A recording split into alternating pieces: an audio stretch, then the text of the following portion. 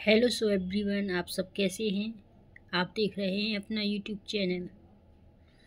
आप सब कैसे हैं। आप स्वस्थ होंगे, मस्त होंगे। तो आज चलिए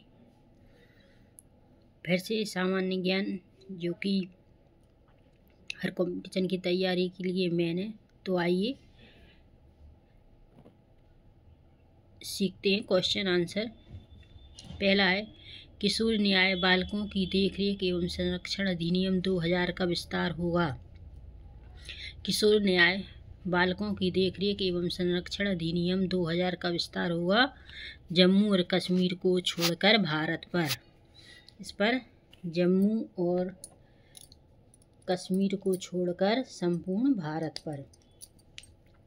इसका सही आंसर जम्मू और कश्मीर को छोड़कर संपूर्ण भारत पर। किशोर न्याय बालकों की देखरेख एवं संरक्षण अधिनियम 2000 में कुल धाराएं हैं 70। हमने धाराएं पिछली वीडियो में पढ़ाई हैं, तो आप वहां पर जाकर धाराएं देख सकते हैं। किशोर न्याय बालकों की देखरेख एवं संरक्षण अधिनियम 2000 में कुल धाराएं कितनी हैं? 70 ही धाराओं के बारे में बताया है, तो आप जाकर उस वीडियो पर विजिट कर सकते हैं। तीसरा है, किशोर न्याय अधिनियम 2000 की धारा 16 के अनुसार किशोर को कौन सी सजा नहीं दी जा सकती। 2000 की धारा 16 के अनुसार किशोर को कौन सी सजा नहीं दी जा सकती? मृत्युदंड या आजीवन कारावास।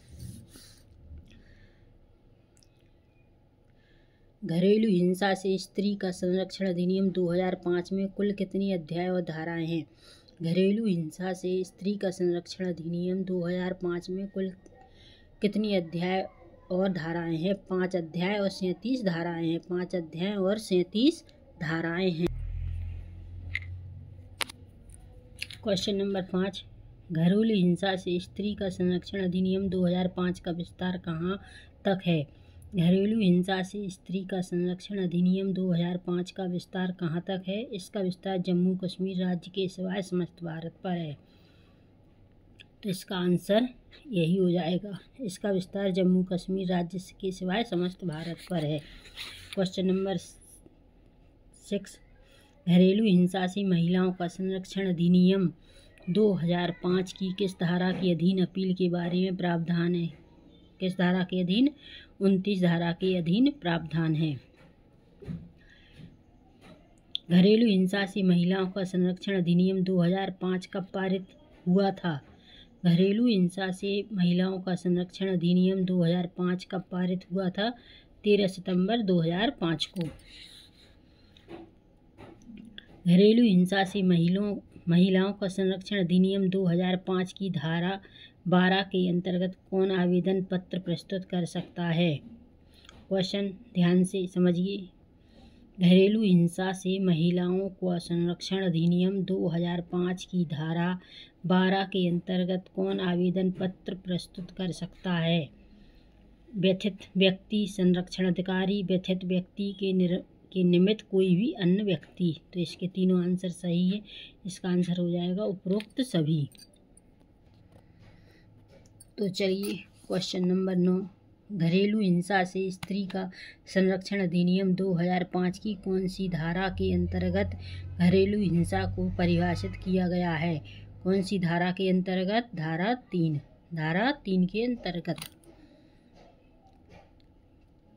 10वां क्वेश्चन, घरेलू हिंसा से महिलाओं का संरक्षण अधिनियम 2005 की किस धारा के अंतर्गत सद्भावपूर्वक की गई कार्रवाइयों के लिए संरक्षण अधिकारी को वाद, अभियोजन एवं अन्य विधिक कार्यवाहियों से संरक्षण प्रदान किया गया है? किससे संरक्षण प्रदान किया गया है? धारा 35। कौन सी धारा? 35 धारा। 11वां क्वेश्चन, राष्ट्रीय खाद्य सुरक्षा अधिनियम किस वर्ष पारित हुआ? राष्ट्रीय खाद्य सुरक्षा अधिनियम किस वर्ष पारित हुआ? 2013 में। राष्ट्रीय खाद्य सुरक्षा अधिनियम के तहत देश की कितने प्रतिशत जनसंख्या को खाद्य सुरक्षा उपलब्ध कराई जाएगी? राष्ट्रीय खाद्य सुरक्षा अधिनियम के तहत देश की कितने प्रतिशत जनसंख्या को खाद्य सुरक्षा उपलब्ध कराई जाएगी? 67%। किस आयु वर्ग के बालक को मिड डे मील के तहत खाद्य सुरक्षा प्रदान की जाएगी? किस आयु वर्ग के बालक को मिड डे मील के तहत खाद्य सुरक्षा प्रदान की जाएगी? 6 से 14 वर्ष के बच्चों को। शिक्षा का अधिकार अधिनियम लागू हुआ। शिक्षा का अधिकार अधिनियम लागू हुआ वर्ष 2009 में। 6 से 14 वर्ष के बच्चों के लिए निःशुल्क शिक्षा का प्रावधान है। 6 से 14 वर्ष के बच्चों के लिए निःशुल्क शिक्षा का प्रावधान है अनुच्छेद 21 का में। अनुच्छेद 21 का में। 16वां क्वेश्चन, शिक्षा का अधिकार अधिनियम 2009 भारत के किस राज्य से लागू नहीं है? शिक्षा का अधिकार अधिनियम 2009 भारत के किस राज्य से लागू नहीं है? जम्मू और कश्मीर। जम्मू व कश्मीर से। शिक्षा के अधिकार अधिनियम 2009 में अलाभप्रद समूह से संबंधित बालक माने गए हैं। शिक्षा के अधिकार अधिनियम 2009 में अलाभप्रद समूह से संबंधित बालक माने गए हैं। कौन से बालक? पिछड़ी वर्ग के, अनुसूचित जाति के, अनुसूचित जनजाति के और सभी। तो इसमें आ जाएगा ये सभी तीनों वर्ग के, यानी पिछड़ी वर्ग के, अनुसूचित जाति के और अनुसूचित जनजाति के, यानी तीनों समूह के माने गए हैं। क्वेश्चन नंबर 18, शिक्षा के अधिकार अधिनियम 2009 के अनुसार स्कूल में प्रवेश के समय कितनी फीस प्रति व्यक्ति निर्धारित की गई है? शिक्षा के अधिकार अधिनियम 2009 के अनुसार स्कूल में प्रवेश के समय कितनी फीस प्रति व्यक्ति निर्धारित की गई है? तो कितनी फीस निर्धारित की गई है? 10 रुपये, 8 रुपये, 12 रुपये या कोई फीस नहीं। तो इसका सही आंसर आ जाएगा कोई फीस नहीं।